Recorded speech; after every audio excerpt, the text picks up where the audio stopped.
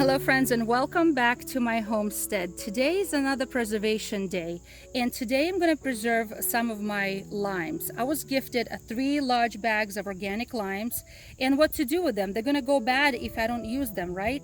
So obviously I'm going to keep some in my fridge and use them when I need to, but I like to make them shelf stable. Today is a perfect example. We lost power, and for absolutely no reason. We're having good weather, but yet we lost power. And I want to be able to use these and store these limes to use them in the winter. So my husband, he likes to put limes in his ice water. So I just wash them, slice them, and I'm gonna dehydrate them in a dehydrator, okay? But also I can lacto ferment them. So I grab my limes, okay, my clean limes. I cut off the tips of it, the bottoms of them, and I slice them in fours, just like this. See that? Okay. And now I'm gonna be taking salt. Let me push this out of the way. Now I'm gonna take salt, and I have pink Himalayan salt, and I'm gonna be just pouring some of the salt. How much? Not much. Just sprinkle salt inside of each and every lime. I have a wide mouth washed sterilized jar, quart jar, and I put a teaspoon of Himalayan salt on the bottom already, and I'm just gonna drop them in there, just like that, okay? Each one of them is gonna receive a little douse of salt. I like to use pink Himalayan salt, but you may use kosher salt or Celtic sea salt.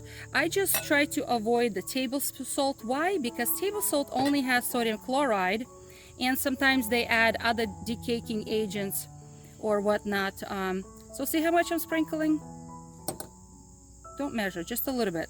Because so what's gonna happen is, I have a little wooden pallet here, and I'm gonna push them all to the bottom.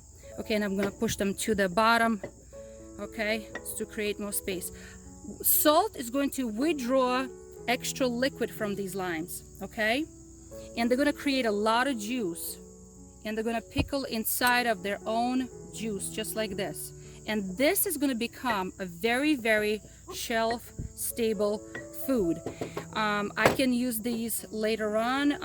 They need at least a month to ferment, but after that they can sit in the pantry shelf, very, very stable, okay, without going bad. Okay, push it down. And then if I need to use them for cooking, say cooking fish, cooking chicken, whatever I want, I will take them out of this juice that they're gonna create eventually. And that juice, by the way, likes to almost like turns a little gelatinous eventually. All right. I can rinse off all that salt and use these limes for any kind of cooking. So we can preserve any citrus this way. Limes, lemons, tangerines, anything like that. So I'm gonna dehydrate some, which I have over there. They're gonna go in the dehydrator. These are going to lacto ferment. Well, I cut this one through. This one's going to lacto ferment, okay? And then another one I'm gonna show you guys. I'm gonna also lacto ferment, but I'm gonna add a little bit of spice to it, okay? A little spice. So this one's going to be plain one, just salt. All right, just salt. So let me take another one. I'll show you how I cut it. You can cut this on the cutting board if you want to, but it's fine. It's just going to cut in fours, but not all the way through. Like I stop 1/4 of the way down. Okay, stop 1/4 of the way down, and they cut in fours just like this. So some of you may ask, well, how much salt do I need to use? Well, it's hard to tell because it's really about how many limes you have, or lemons, okay? So, all right, let me push this all down here, just like this. And I think I have space for one more. It's okay if they look a little smushed. It's quite all right. So the rind will preserve beautifully, and I can use the rind.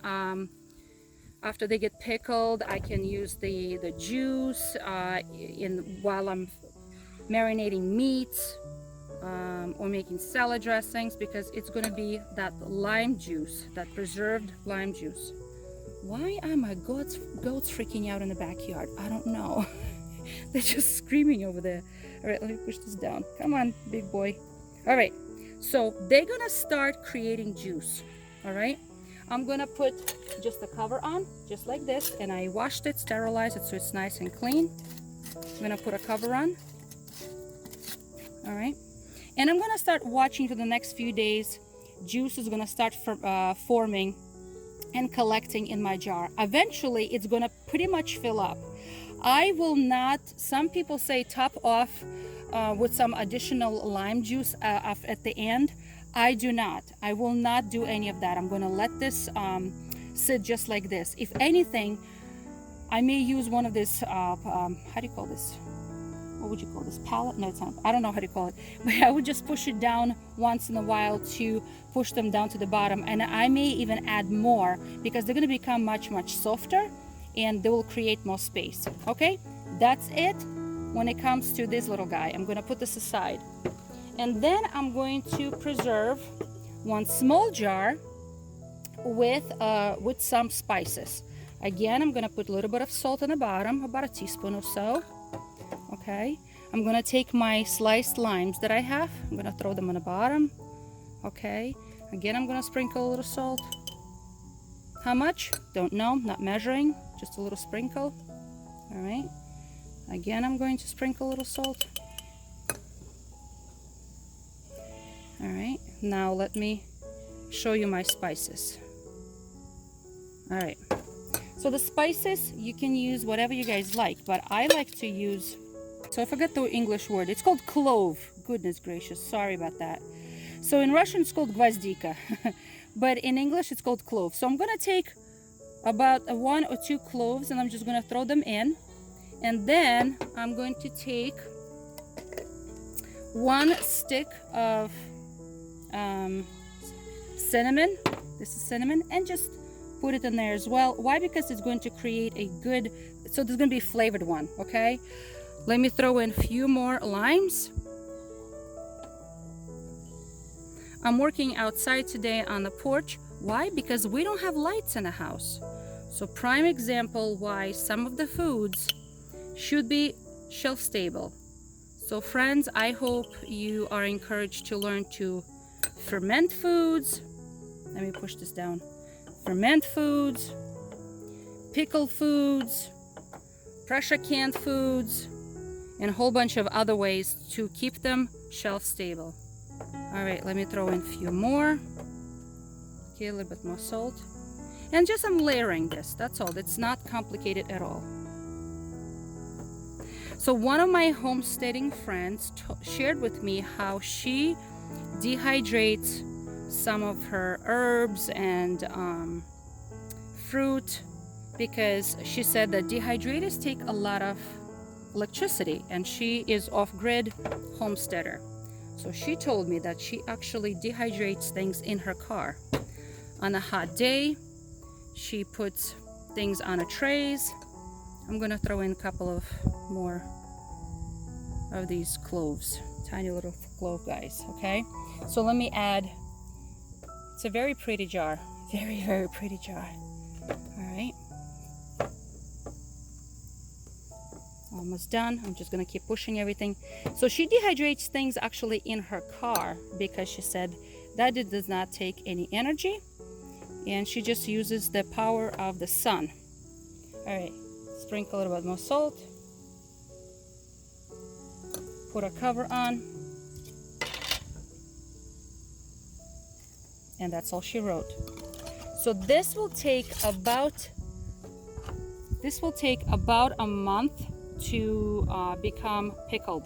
Okay, but it's gonna go in my pantry. I'm gonna check on how much juice it's producing.